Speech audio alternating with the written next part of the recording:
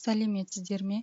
Бухгалтерлік есеп негіздері пәнінен шаруашылық әрекеттерінің ықпалынан баланстың өзгеріске ұшырау типтеріне анықтама беріп, баланс активі мен пассивтеріндегі өзгерістерді қарастырып, тәжірибелік тапсырмаларды орындаймыз.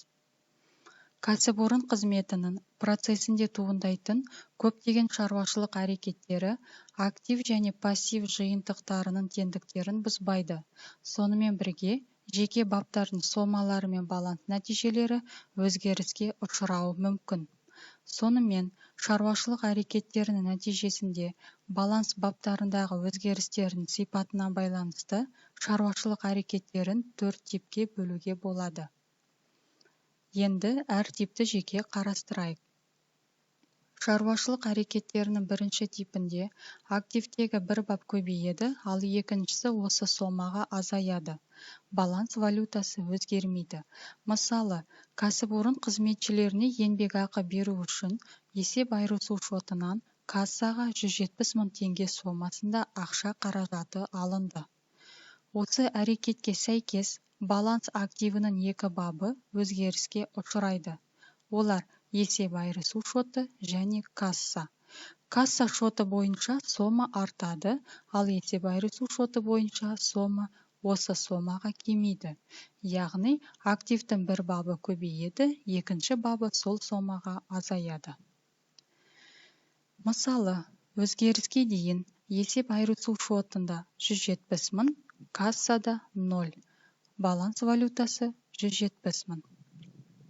Өзгерістен кейін есеп айырысу шоты 0, себебі біз оны кассаға аудардық, кассада 170 мың. Активтегі баланс валютасы 170 мың, өзгеріссіз қалады.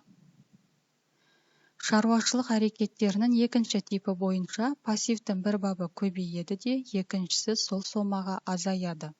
Баланс валютасы өзгермейді. Мысалы, құрылтайшылар жиналысы хаттамасының негізінде кәсіпорын қарамағында қалған таза табыстың 55 мың теңге сомасындағы бөлігі резервтік капиталды арттыруға бағытталған. Осы әрекетке сәйкес баланстың пассивінде екі бабы таратылмаған табыс азаю жағына және резервтік капитал көбею жағына өзгеріске ұшырайды. Яғни, пассивте бір бап көбейеді, екінші бап сол сомаға азаяды. Мысалы, өзгеріске дейін пассивтегі баптар таратылмаған табыс 55 мың, резерв 0. Баланс валютасы 55 мың. Өзгерістен кейін таратылмаған табыс 0, себебі біз оны резервке аудардық, резервте 55 мың. Баланс валютасы 55 мың. Өзгеріссіз қалады. Шаруашылық әрекеттерінің үшінші типі бойынша активтегі де, пассивтегі де баптар бірдей сомаға көбейеді. Баланс валютасы да сол сомаға көбейеді. Мысалы, жабдықтаушылардан кәсіпорын қоймасына 120 мың теңге сомасына материалдар алынып, кірістелді.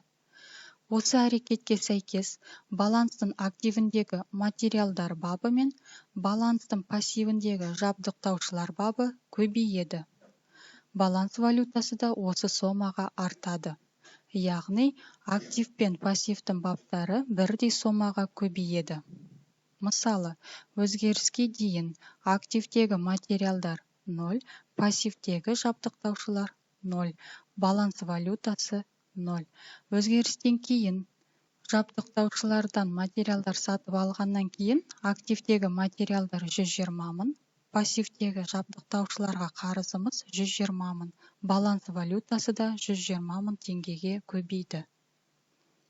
Шаруашылық әрекеттерінің төртінші типінде активтегі де, пассивтегі де баптар бірдей сомаға азаяды.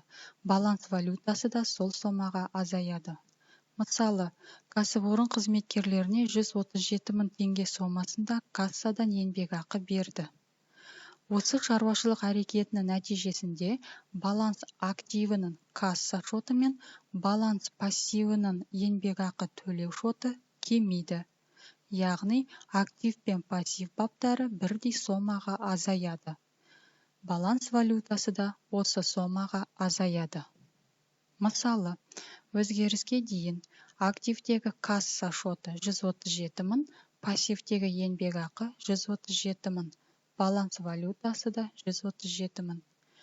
Өзгерістен кейін активтегі касса 0, пассивтегі еңбекақы 0. Баланс валютасы да осы сомаға азаяды. Негізгі және қосымша әдебиеттер тізімі берілген. Осымен сабағымыз аяқталды. Назарларыңызға рахмет.